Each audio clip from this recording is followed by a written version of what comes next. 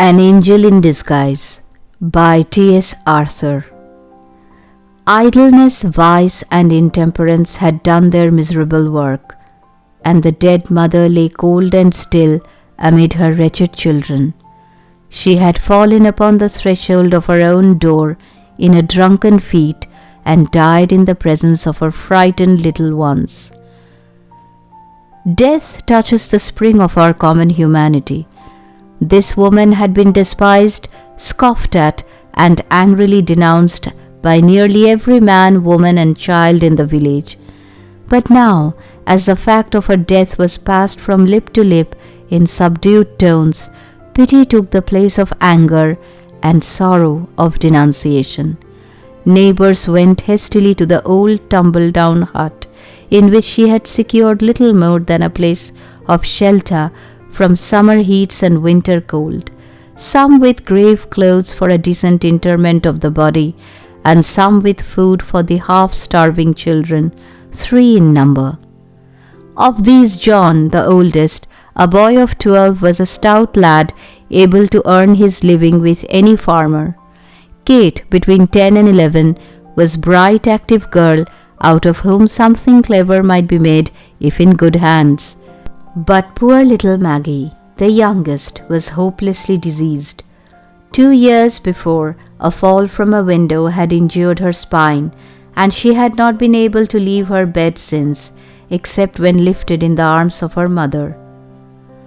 What is to be done with the children?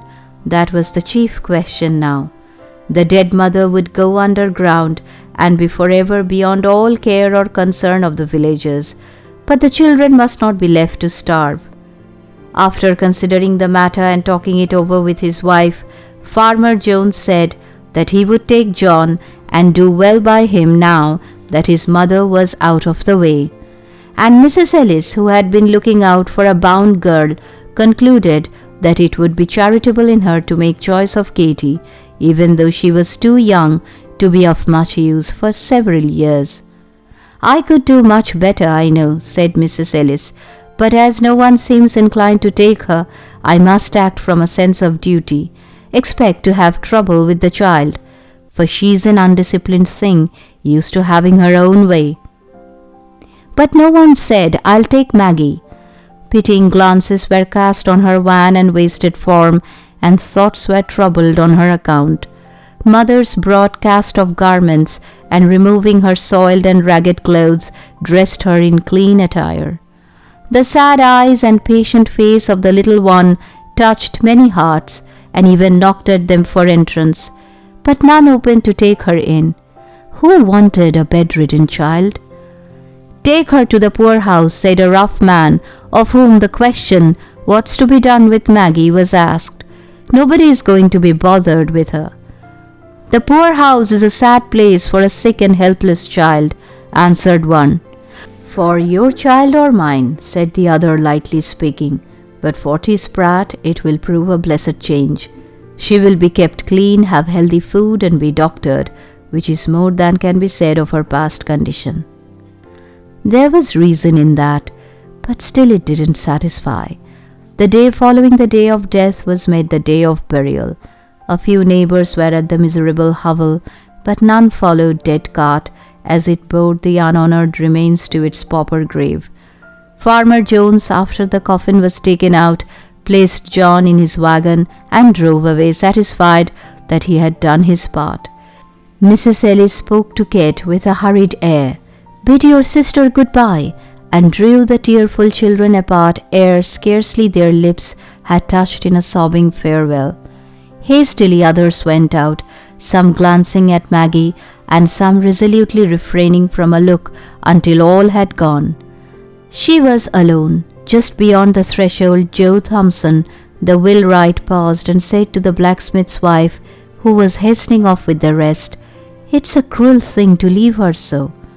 "Then take her to the poorhouse. She'll have to go there," answered the blacksmith's wife, springing away and leaving Joe behind.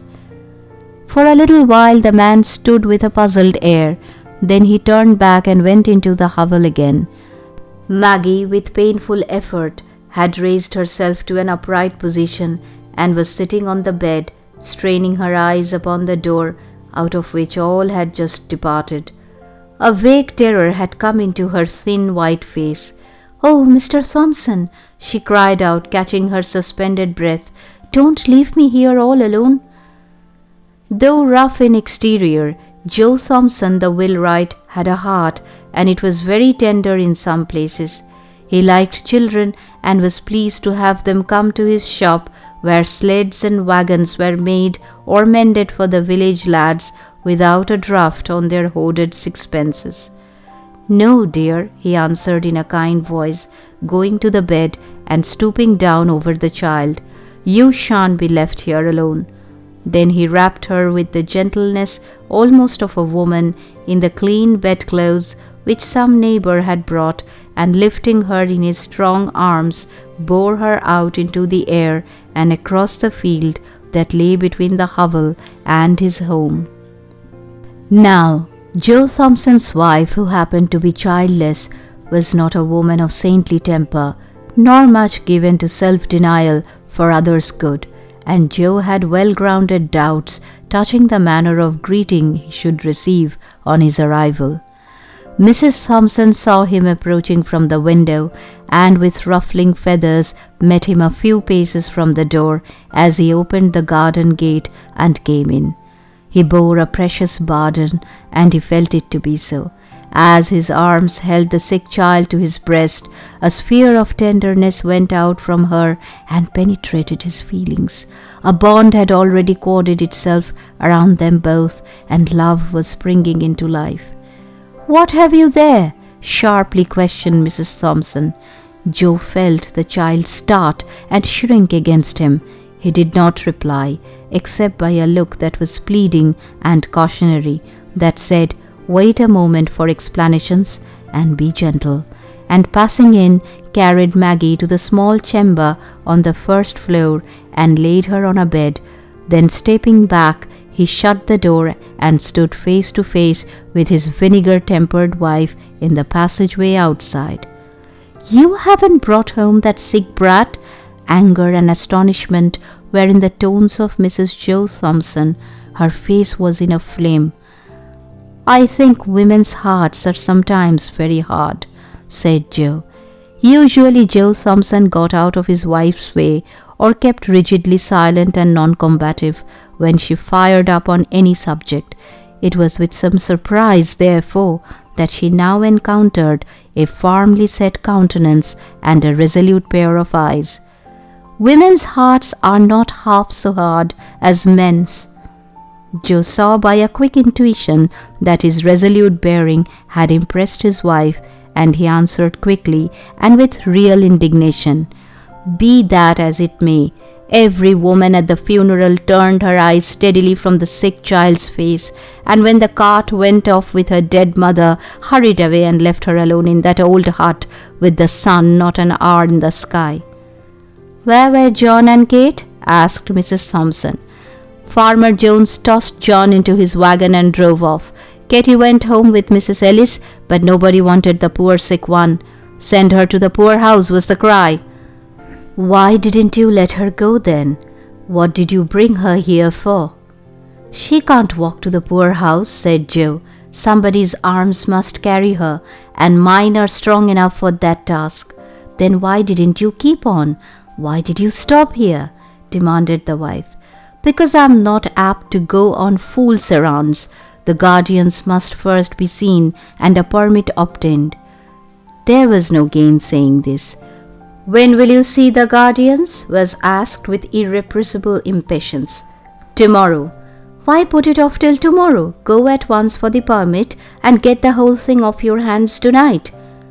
"Jane," said the wheelwright with an impressiveness of tone that greatly subdued his wife, "I read in the Bible sometimes, and find much said about little children, how the Saviour rebuked the disciples who would not receive them, how he took them up in his arms and blessed them, and how he said that whosoever gave them even a cup of cold water should not go unrewarded.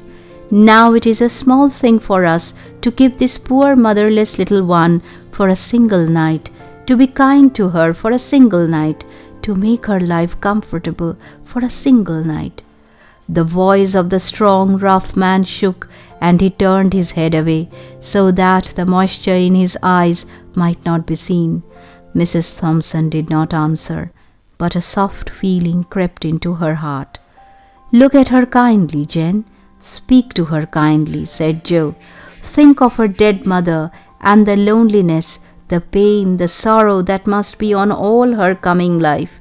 The softness of his heart gave unwonted eloquence to his lips. Mrs. Thompson did not reply, but presently turned towards the little chamber where her husband had deposited Maggie, and pushing open the door went quietly in. Joe did not follow. He saw that her state had changed and felt that it would be best to leave her alone with the child. So he went to his shop, which stood near the house, and worked until dusky evening released him from labor.